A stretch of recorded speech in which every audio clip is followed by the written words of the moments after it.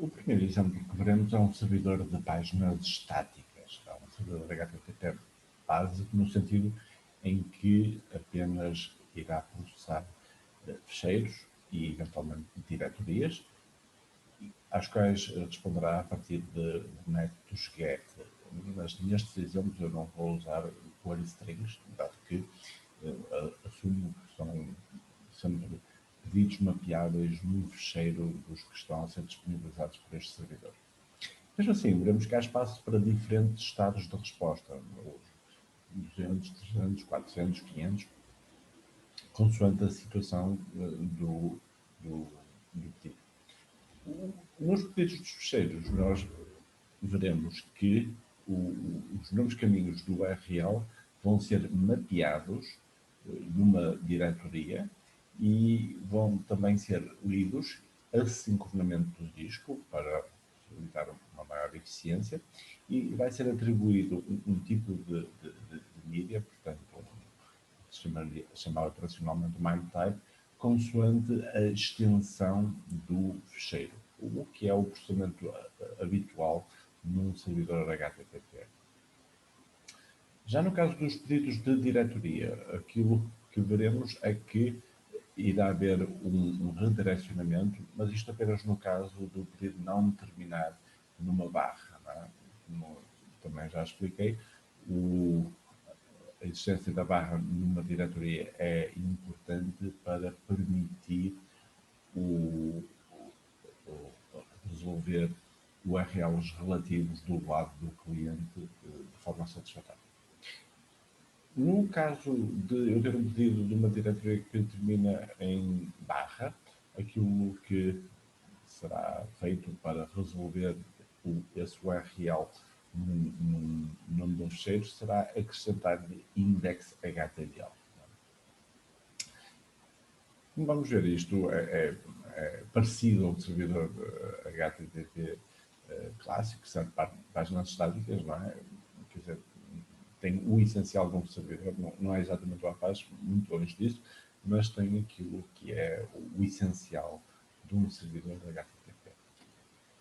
Vou começar então por apresentar aqui aquilo que serão as variáveis de topo, não é, da minha aplicação, e a maior parte delas referem-se a módulos que falámos já anteriormente, como o HTTP, o PAF, o URL, o File System, e eu estou a acrescentar aqui mais um módulo, que eu chamei conf, de notar que este é um módulo que faz parte da aplicação, não é um módulo previamente instalado, e como tal estou a dar um novo caminho, daí o ponto conf.js, mas o que eu tenho será um nome, como os outros nomes que estão a ser importados, que me dará então acesso a um conjunto de configurações.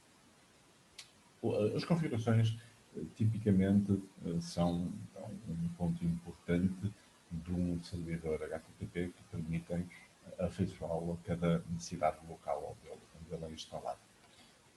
Claro que este meu exemplo aqui é muito mais básico do que as configurações de um servidor habitual.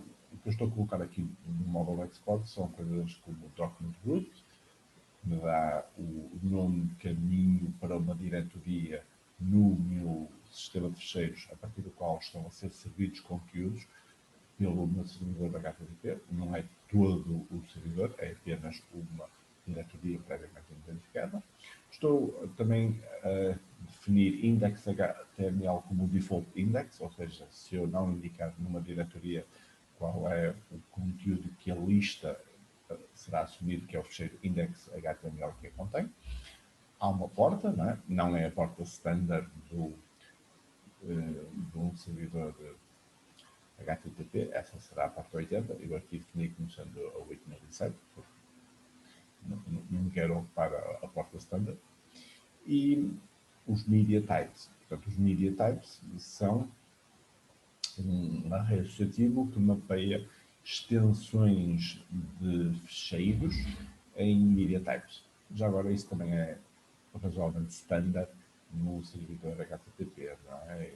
Estou a mapear TXT em text plain, HTML em text HTML e assim sucessivamente. de notar que, na maior parte dos casos, serão texto. Há também application JavaScript para aquilo que forem programas em JavaScript, que correm do lado do cliente, bem entendido. E tenho aqui também exemplos de binários. No caso, só tenho imagens, podem estar em PNG, JPEG, e no caso do JPEG estou a aceitar duas extensões possíveis, JPEG e JPG, que é também usual no caso do Windows. Por exemplo, já agora, HTML também seria uma opção para HTML. Faço notar que eu procuro ser realista, no sentido de ilustrar aqui configurações típicas de um servidor HTTP, mas são, obviamente, muitíssimas mais os pontos de configuração e bastante mais complexos do que estes. Mas estes são, porventura, aqueles que são essenciais e serão usados ao longo destes exemplos. O servidor, propriamente dito, é especializada por esta função, não é, que mapeia os objetos request e response neste processamento. De notar que, logo à cabeça, eu estou a usar um método que vem no request para verificar se é get, caso em que eu executo a função do get request, no qual delego o request e o response. Caso contrário, estou a colocar um valor de erro, estou a usar aqui o 501 not implemented para qualquer outro método. Estou a informar o cliente de que o método que foi usado não está implementado neste servidor e fecho logo ali o processamento. Quero ainda salientar aqui a conveniência que é o request e o response corporizarem estas duas facetas do processamento, porque facilita muito a delegação. Isto é, eu aqui estou a delegar o processamento naquilo que será, a maior parte dos casos, neste do get request, e é muito fácil fazer essa delegação, porque só tenho que passar dois argumentos e não uma quantidade grande deles, se eles não viessem convenientemente encapsulados nestes dois objetos. Finalmente, uma vez criado o meu servidor, eu não estou provavelmente a guardá-lo, estou de imediato a invocar o método listen para escutar na porta que foi definida nas configurações. O processamento dos pedidos é então feito pelo do get request, não é? Ele recebeu o request e o response do servidor por ligação, como vimos, e que vai contemplar aqui um conjunto de situações. Vamos ver, há aqui diferentes estados de resposta que podem logo ser gerados a partir deste do get request, como 301, ou 403 ou 500. Então, em situações é que nós vamos ter aqui. Primeiro de tudo, do meu request, eu vou obter um nome caminho. Portanto, um nome caminho no meu sistema de fecheiros, que será então esse path name que eu irei usar para fazer esse processamento.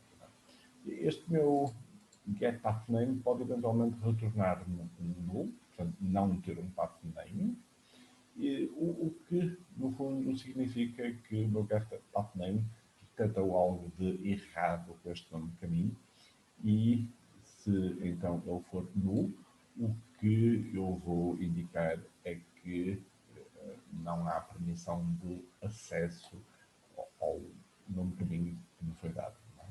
E neste caso eu vou gerar aqui um 403 forbidden. Não tenho autorização para o pedido que foi feito e termino logo ali. Se de facto eu tenho um nome caminho, então aqui o que eu irei começar por fazer é obter uma estatística sobre o objeto de start, não é? Sobre esse novo caminho. Eu tenho então aqui uma função anónima que irá ser executada quando finalmente as estatísticas estiverem disponíveis. Claro que poderão não estar disponíveis, não é? Se existir um erro, eu poderei ou deverei informar o cliente que aconteceu um erro. Não é? E como é que eu posso fazer isso? Eu posso informá-lo escrevendo no cabeçalho da resposta uma linha de estados 500 que corresponde a Internal Server Error e o processamento termina logo aqui. E isto, obviamente, também faria sentido, não estou aqui a fazer, registar esta ocorrência num log, não é? Para poder informar quem administra este sistema do que é que possa ter acontecido. No caso de não haver um erro, então as estatísticas estão disponíveis, não é? E eu posso testar se é uma diretoria. Se for uma diretoria, há aqui duas situações. Ou o nome de caminho que me foi dado termina com uma barra, bom, e se eu tenho aqui uma barra no fim da diretoria, eu posso já processar aqui em fecheiro, sendo barra, qual é o fecheiro que eu vou usar? É precisamente o default index que está nas configurações. Portanto, se eu concatenar esse nome de caminho já com barra com o default index, posso gerar a resposta usando este método do getPathName. Se não, ou seja, se eu não tenho a barra, então eu devo informar o cliente desse facto e vou fazê-lo respondendo com o cabeçalho 301, portanto, moveu permanentemente essa localização, por onde é que ela foi movida. Essa informação é passada no cabeçalho, com o cabeçalho location, cujo nome é o pathname, concatenado com a barra que está omissa. Não é? Mais uma vez, eu aqui também posso parar o processamento. Se não, portanto, este else é o caso em que não é uma diretoria, não é? Se for uma diretoria, já tratei do caso da diretoria, aliás, do caso de ter ou não ter barra.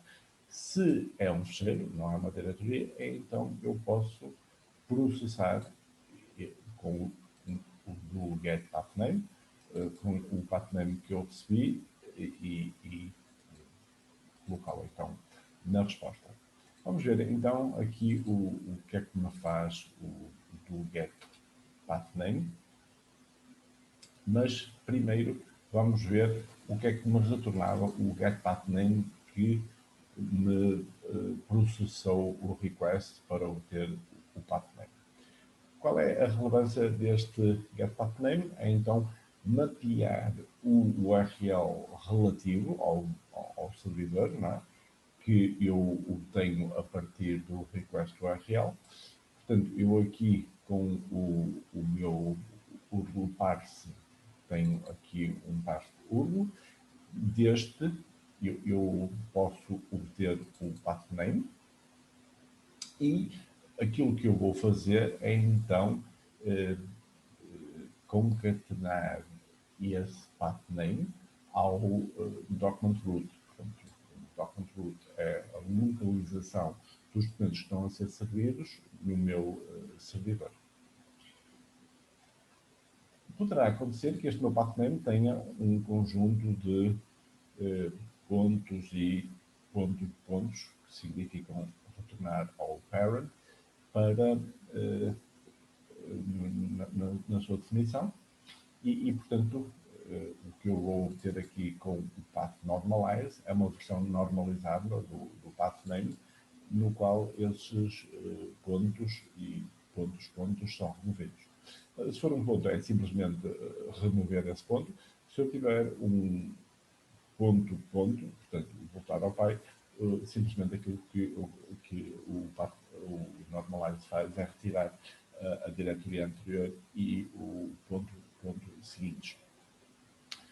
O resultado, à partida, deverá estar sempre dentro do document root, mas claro que um ataque simples de fazer a um servidor HTTP será fazer um pedido com uma sequência muito grande de ponto, barra, o que será sempre normalizado até à raiz, ele nunca poderá ir para lá da raiz, e a partir daí eu poderia colocar um nome caminho para um fecheiro que não deveria ser servido. Por exemplo, o etc. passo WD. Obviamente que isso nunca deverá acontecer e por isso daí a precaução de verificar se de facto o path name começa com o document root. Se não começa com o document root, então o path name deve ficar a nulo, é? Indicando desta forma que ele não é válido, não é? E será isso então que irá gerar o tal forbidden que vimos há pouco. Se não, aí tem o tal path name que poderá ser verificado se é uma diretória ou não e a dado momento irá ser convertido num nome de um fecheiro que poderá então esse sim ser seguido pelo do-get-pathname. Portanto, o do-get-pathname recebe o pathname que vimos já como é que é obtido e o objeto response que permitirá que ele seja respondido para o servidor, para o cliente. Começamos então por ver qual é o seu media type, veremos um método para obter um media type dado o pathname e também o encoding. Não é? Portanto, aqui o encoding estará a ser o TF8 se for texto, se não será nulo, portanto será servido num raw browser. É? No caso então de eu faço aqui o meu pedido no encoding que já sido definido e portanto, o nulo será a tal situação de omissão e se no final de ser lido o fecheiro será invocada esta função anónima com os dois argumentos do costume. Se existe um erro, então eu posso responder que o fecheiro não existe, informação que eu posso passar ao cliente com um 404 como linha de estado e fechar de seguida. Se não existe erro, então aqui o meu data terá informação que eu irei escrever aqui no response end, é? Mas previamente posso dizer que o processamento correu bem, dos danos, e no cabeçalho passar o content type com o media type que eu previamente obtive. Falta-nos então tratar dos media types, como é que eu tenho o media type de um pathname.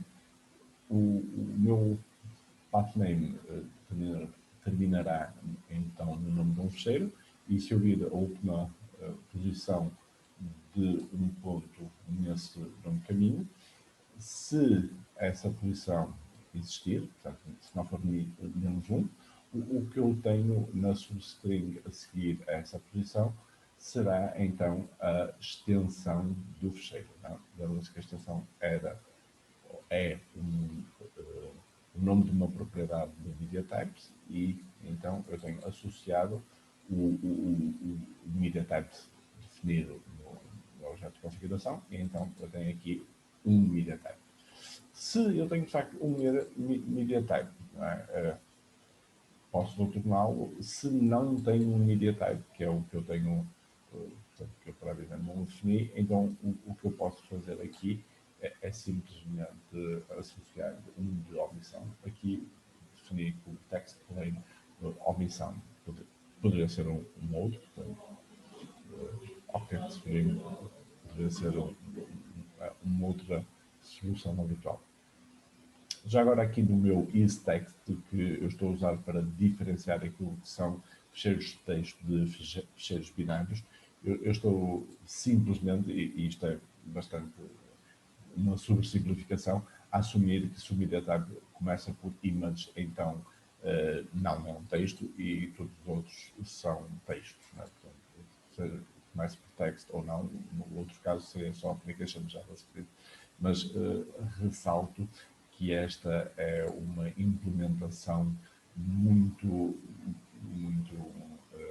simplista do que é determinar se o fecheiro é texto ou não. Portanto, se for texto vai ser tratado como UTF-8, se não vai ser tratado como binário, e esse será apenas no caso das imagens.